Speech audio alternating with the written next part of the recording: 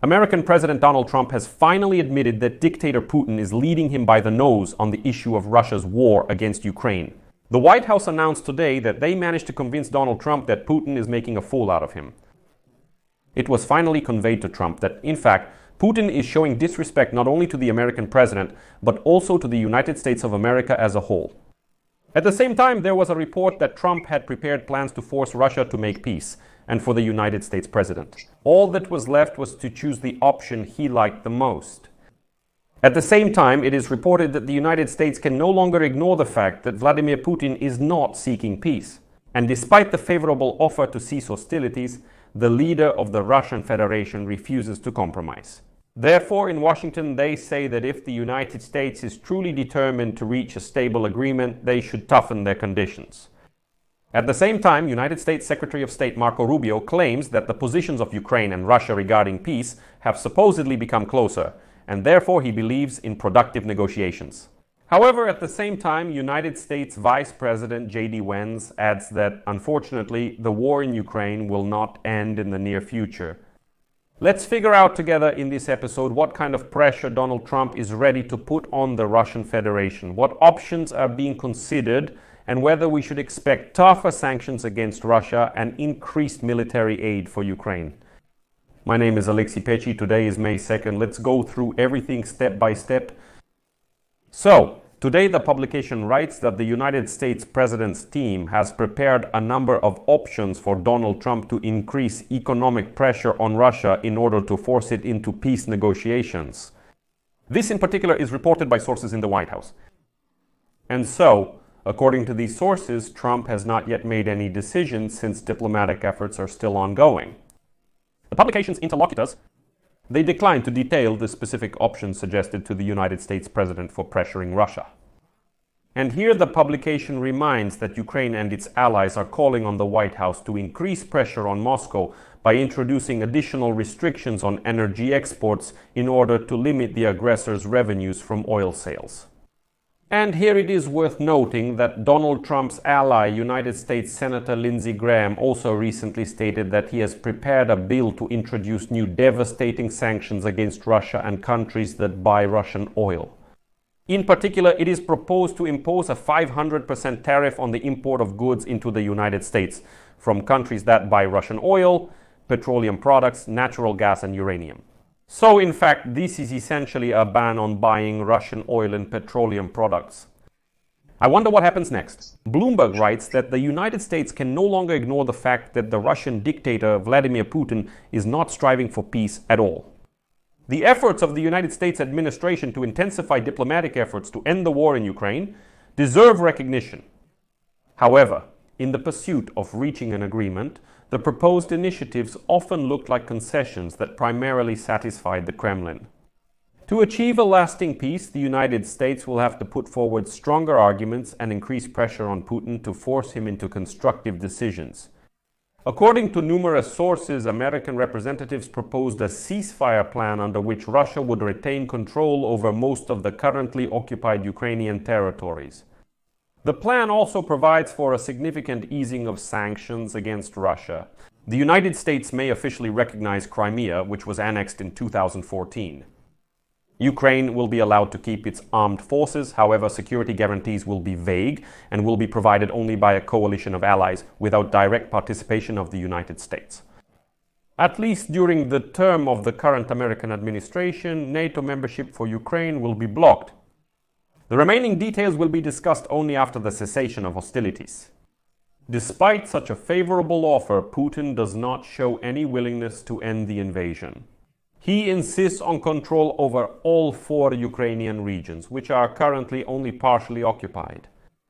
In response, Ukrainian officials are demanding clearer guarantees of further military support from the United States of America. Not necessarily direct presence, but including air defense, cyber protection, intelligence, and support for European allies' peacekeeping forces. Otherwise, the ceasefire could turn out to be just a pause for the Russian army to recover. The latest agreement, which gives the United States priority access to Ukrainian minerals, does not replace security guarantees. Well, as Segodnia writes, Washington should take 2 important things into account. First, Ukrainians simply will not accept a capitulation that, in their opinion, will lead to a renewed offensive. Despite the lack of significant progress in liberating territories, Ukrainian defense remains resilient. Now the country has the largest regular army in Europe and is actively increasing its own weapons production. Ukrainians are tired of the war, but they are not ready to give up. Secondly, as Bloomberg writes, the Russian advantage is not unconditional. Over the past 3 years, the advance of the Russian Federation's troops has been slow and has cost the Kremlin dearly. The war-type economy is experiencing inflationary pressure, a shortage of labor, high interest rates, and a reduction in foreign currency reserves are undermining its stability. Falling oil prices are also reducing the main budget revenues. As Bloomberg writes, the longer the war lasts, the greater the risk of economic collapse and social unrest inside Russia. Putin has strong reasons to seek a deal and reasons to fear pressure from America if he does not do so. American officials have already hinted that they have made a final offer and are ready to walk away if the parties do not reach a compromise. This is better than making a fake agreement that rewards aggression and provokes future wars. However, a more effective step would be to publicly declare the United States of America's readiness to support peacekeeping efforts on the ground, continue to support the Ukrainian army and defense industry, promote Ukraine's integration into the European security system, and finally into the European Union. At the same time, the United States must make it clear to the Kremlin that if it refuses to negotiate, sanctions will be strengthened, including secondary measures against buyers of Russian oil, and military and intelligence support for Ukraine will be expanded. Well, in conclusion, Bloomberg writes, whatever the current deal may be, Putin will most likely continue to view Ukraine as part of Russia and the freedom of Ukrainians as a threat. Consequently, any peace agreement must be based on an effective mechanism to deter future aggression, and it is the United States that must guarantee this security. But it's paradoxical. United States Secretary of State Marco Rubio states that there should be some progress in peace negotiations in the near future, because, in his opinion, the positions of Ukraine and Russia regarding peace have become closer. But as an argument, Marco Rubio states that Putin cannot capture all of Ukraine, and Ukraine cannot push the Russians back to where they were in 2014. Americans perfectly understand that Ukraine and Russia are still far from each other, even though their positions have now become closer. Well, and further, he emphasized that United States President Donald Trump will decide how much time he can spend to achieve a real breakthrough in the peace process. Rubio once again repeated that there are other important issues in the world, and therefore he said some progress should be made in the near future, otherwise President Trump will have to make a decision. At the same time, the Ukrainian Foreign Ministry made it clear that Ukraine will not agree to a number of demands from the Russian Federation. In particular, today, the Ukrainian Foreign Minister Andrei Sybiga directly stated that Ukraine does not accept any restrictions on Ukraine's sovereignty in our domestic and foreign policy, in particular regarding the choice of unions and alliances that it seeks to join. Next, I will quote Sybiga. Yes, we may not have a consensus right now regarding the country's membership in NATO, but we will continue to work actively to achieve it. However, Russia, like any other country, does not and will not have the right to veto our choice. Sybiga also stressed Ukraine's unconditional readiness to ceasefire. Quote, "This is Russia that is not ready and is striving for war. Ukraine will not agree to the so-called peace at any cost." The country's fundamental positions regarding the conditions for peace remain clear and unchanged. First of all, we will not agree to recognize any temporarily occupied territories as Russian. Secondly, we will not agree to any limitations on the structure, size, or other characteristics of Ukraine's defense forces, restrictions on the defense industry, military assistance from allies, or the presence of their contingents on our territory. Nevertheless, today United States Vice President J.D. Vance stated that, unfortunately, the war in Ukraine will not end in the near future. So the Vice President noted that now each side knows what conditions the opponent is putting forward for achieving peace, and now everything depends on the Russians and Ukrainians. Next, I will quote J.D. Vance. They need to come to an agreement and stop this brutal conflict. This is not going anywhere. This will not end anytime soon. Ukrainians are angry because they were attacked but they continue to lose thousands of soldiers for just a few miles of territory. I hope that both sides will come to their senses. And if they do, it will be because Donald Trump offered one of the best deals of the 21st century. But still, in the White House, they continue to believe that Trump will now be able to pressure the dictator Putin and force him to agree to a peace settlement. Today, the publication Politico writes that United States President Donald Trump has somewhat changed his rhetoric about the Russian dictator Vladimir Putin, after several months of private diplomatic efforts by Prime Minister Keir Starmer in the United Kingdom and President Emmanuel Macron of France. According to sources among European politicians, both Starmer and Macron have been persuading Trump not to pressure the Ukrainian President Vladimir Zelensky and to direct some of his anger at Putin. To do this, they use the argument that Putin is making the American president look like a fool. According to the publication Citata, public criticism of Putin by the United States president allowed diplomats in London and Paris to be quietly pleased. After all, their efforts over the past 3 months have begun to bear fruit.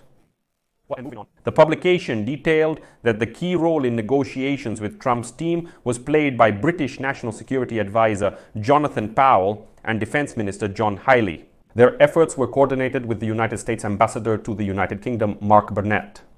Well, the United Kingdom Foreign Secretary David Lemmy admitted that only this year he has had 13 conversations with United States Secretary of State Marco Rubio, Starmer and Trump almost as many.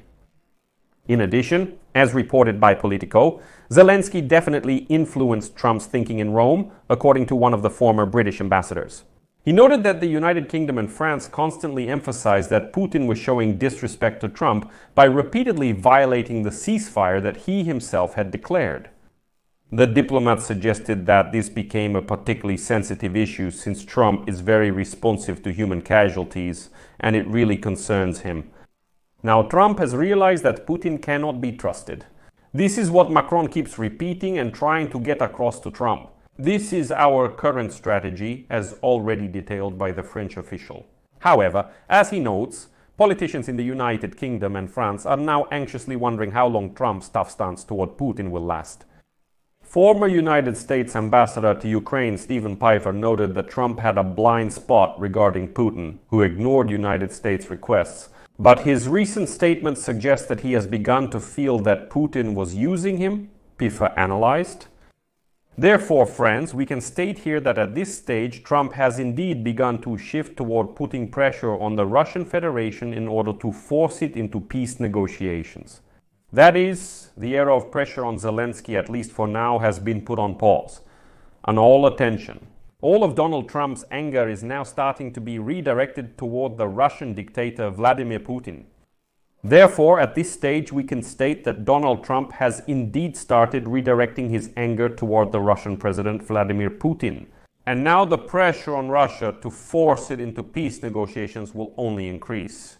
In addition, today the United States Department of State announced that the United States is ready to impose new sanctions against the Russian Federation and will not lift the existing restrictions. The press secretary of the United States Department of State, Tammy Bruce, stated that the American president has already spoken about the readiness to impose secondary sanctions if Russia refuses to negotiate an end to the war in Ukraine.